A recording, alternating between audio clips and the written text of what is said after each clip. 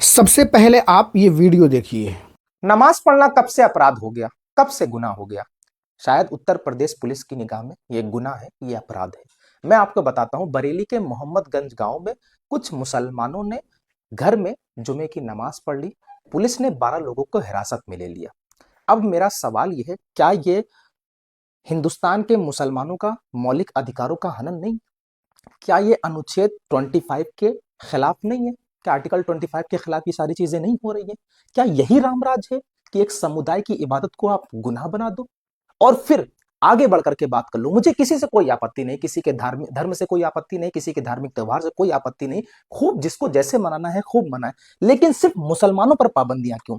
जबकि दूसरे एवज में हम देखें कि हमारे हिंदू भाइयों के मोस्टली त्योहार, ज्यादातर त्योहार जो है वो सड़कों पर होते हैं। चाहे दुर्गा पूजा हो, दुर्गा विसर्जन हो, गणेश पूजा हो, गणेश विसर्जन हो, होली हो, दीपावली हो, यहाँ तक कि कांवड़ यात्रा हो। और जब कांवड़ियां चलते हैं तो पुष्प वर्षा भी की जाती है। मुझे कोई आपत्ति नहीं, शासन प्रशासन का साथ भी देता है, पैर भी दबाता है, कोई आपत्ति नहीं। लेकिन अगर मुसलमान घर पर नमाज पढ़ ले तो 12 लोगों को हिरासत में ले लिया जाता है। आखिर क्यों? क्या यही रामराज है?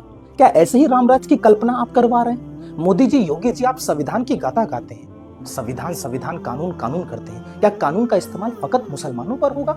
मैं नहीं कहता कि हमारे हिंदू भाइयों पर, मैं बिल्कुल नहीं कहता, मुझे कोई आपत्ति नहीं है। लेकिन सवाल ये इस बात का है कि एक मुसलमान अगर अपने घर में नमाज पढ़ ले तो आप उसको हिरासत में ले लोगे, अरेस्ट कर लोगे?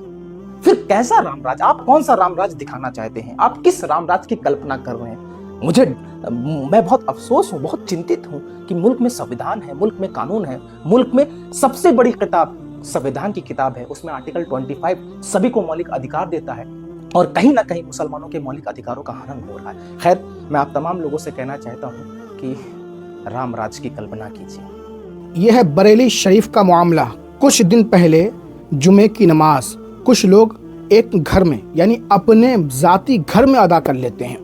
उस पर पुलिस को ये सूचना दी जाती है कि ये लोग है ना शांति भंग कर रहे हैं और इस घर में मदरसा चला रहे हैं, यानी क्या क्या कर रहे हैं। बताइए, 5-10 मिनट की नमाज, वो भी अपने जाती घर में। कहीं और पढ़ते बात अलग थी, अपने घर में जब इंसान नमाज नहीं पढ़ पा रहा है, पाबंदी है, तो ये कैसी आज़ादी है?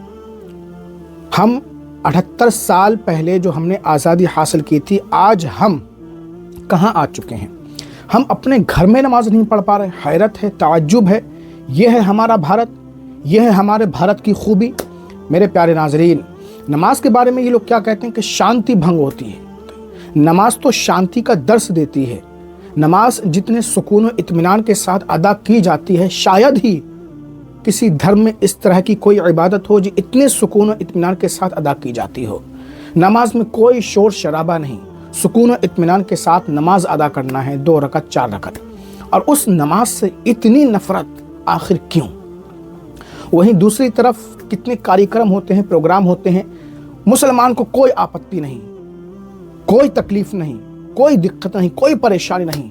करो, दिल खोल के करो, जैसा चाहो वैसा करो। लेकिन हम अपने घर में नमाज पढ़ लेते हैं तो उस पर आपत्ति, उस पर दिक्कत, तकलीफ, 12-12 लोगों को गिरफ्तार कर लिया जाता है। बड़े अफसोस की बात है।